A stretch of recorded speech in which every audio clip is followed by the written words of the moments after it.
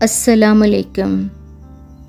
مشہور افسانہ نگار امتیاز گلیانوی کا افسانہ نمبر 9 لے کر آپ کی خدمت میں نسرین ملک حاضر ہے۔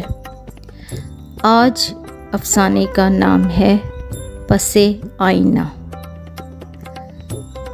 فرید نے حسب معمول اپنی گاڑی پھل فروش کی دکان کے سامنے روکی تاکہ کچھ پھل خرید سکے۔ برسوں سے فرید کا یہی معمول تھا کہ شام کو گھر جاتے وقت اسی پھل فروش سے پھل خریدا کرتا تھا۔ اب تو فرید اور پھل فروش میں خاصی جان پہچان ہو گئی تھی۔ پھل فروش 21 سال سے اسی جگہ کھوکھا نما دکان میں بیٹھے پھل بیچ رہا تھا۔ پھل فروش نے خود فرید کو بتایا تھا کہ جب اس نے یہاں پر کھوکھا بنایا تھا اس وقت سامنے عمارتوں کی لمبی قطار کا وجود تک نہ تھا، بلکہ یہاں پر لہلہاتے کھیت تھے اور اس کے کھوکھے کے سامنے سے سڑک گزرتی تھی جو غریب کی خوشیوں کی طرح اب بہت دور چلی گئی تھی۔ پھل والے کو یہ بھی پتا تھا کہ فرید بہت بڑا آدمی ہے، اخباروں میں لکھتا ہے، کسی کالج میں پڑھاتا ہے اور کبھی کبھی ٹی وی پر بھی آتا ہے۔ فرید کو پھل والے سے پھل خریدتے تقریباً 4 سال ہو چکے تھے، مگر اسے پھل والے کا نام معلوم نہیں تھا۔ شاید فرید نے کبھی اس کی ضرورت ہی محسوس نہیں کی تھی۔ کچھ عرصہ تک تو فرید اسے پھلوں کے ذریعے مخاطب کرتا رہا کہ یہ سیب کس طرح کلو ہیں، 5 درجن مالٹے دے دو، وغیرہ وغیرہ۔ پھر ایک دن جب فرید 2 کلو سیب، 2 درجن مالٹے اور 2 درجن کیلا خرید چکا اور رقم کی ادائیگی کرنے لگا تو اسے پتہ چلا کہ اس کا پرس کہیں گر گیا ہے۔ فرید بڑا پریشان ہوا اور شرمندہ بھی۔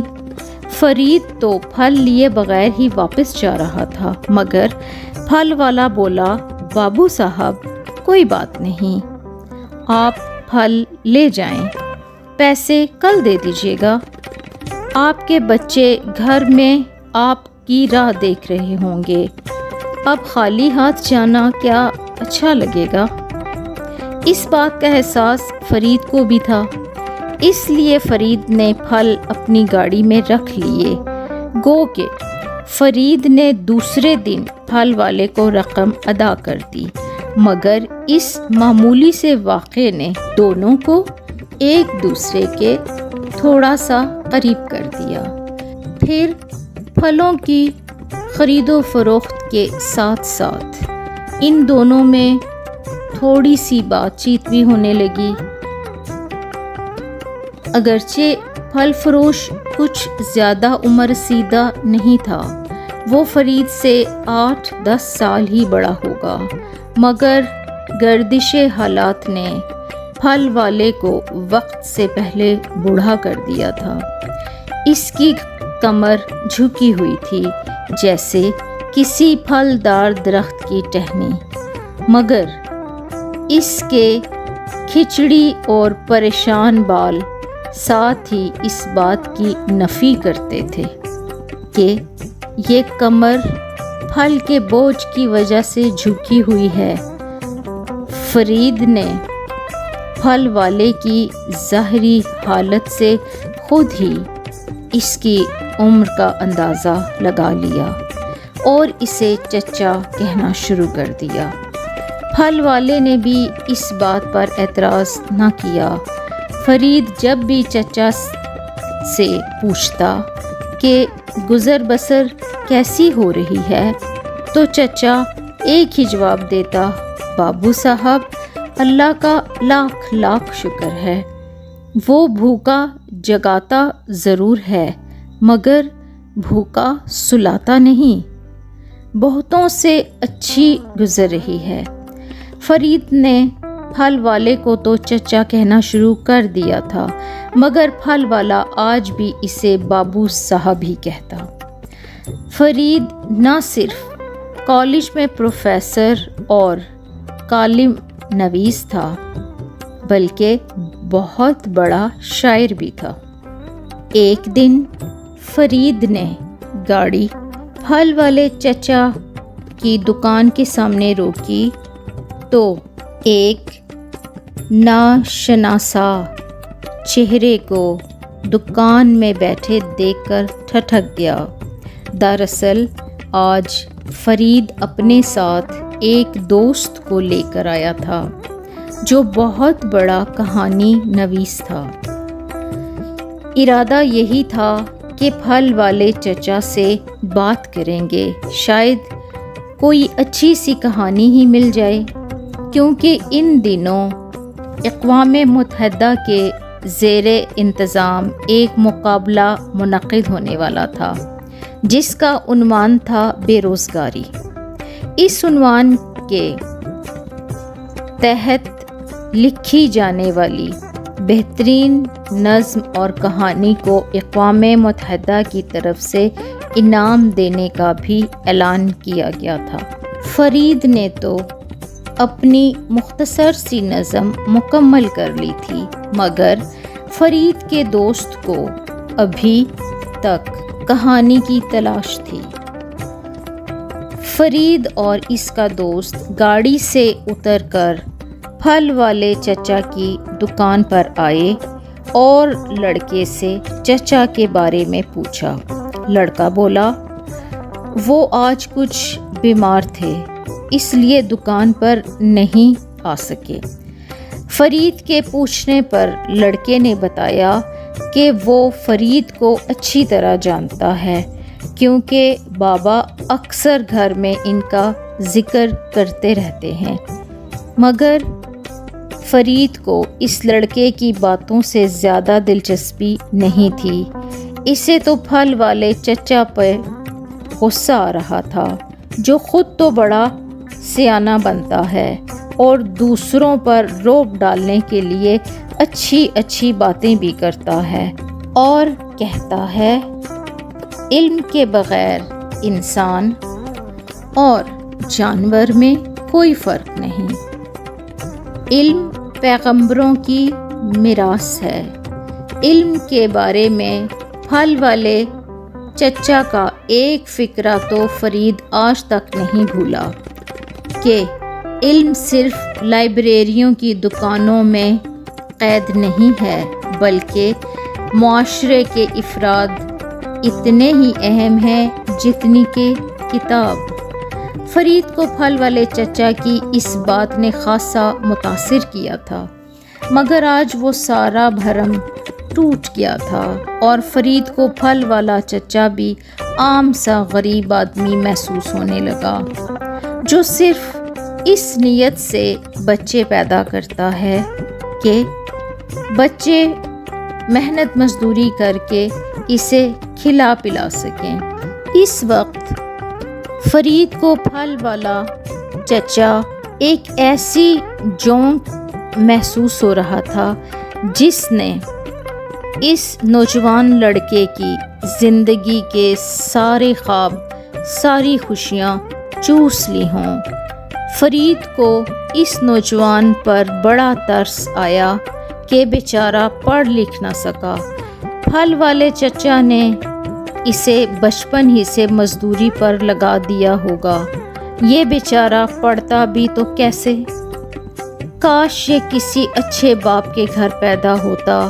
یہ باتیں سوچتے سوچتے فرید مایوس سا ہو گیا اور اپنے دوست سے کہنے لگا یہاں سے کسی کہانی کا ملنا مشکل ہے۔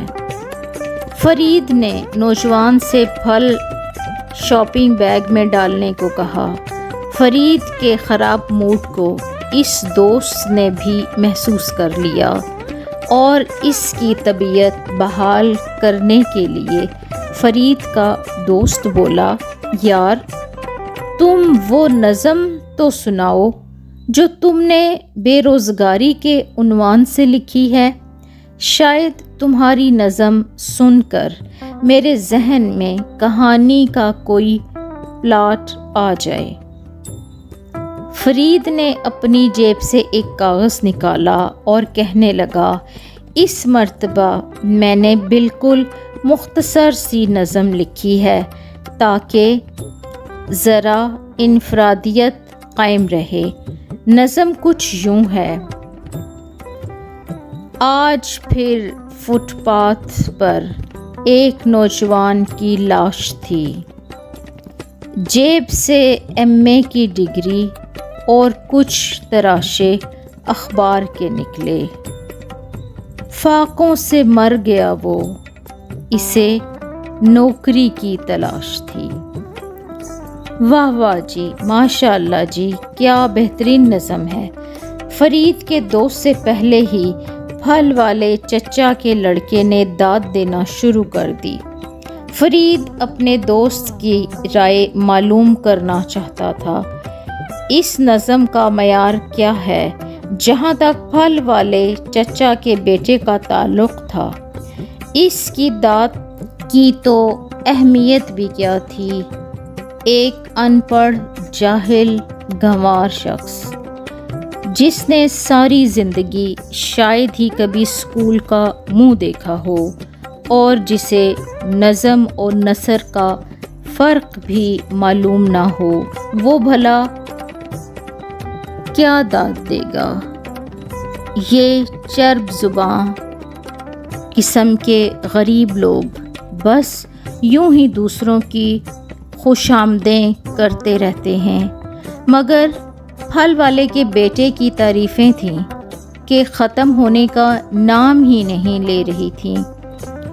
تھوڑی دیر تک تو فرید برداشت کرتا رہا، مگر جب اس کے صبر کا پیمانہ لبریز ہو گیا تو وہ غصے سے بولا، خاموش رہو، تمہیں کیا پتا کہ نظم کیا ہوتی ہے اور نثر کس چڑیا کا نام ہے؟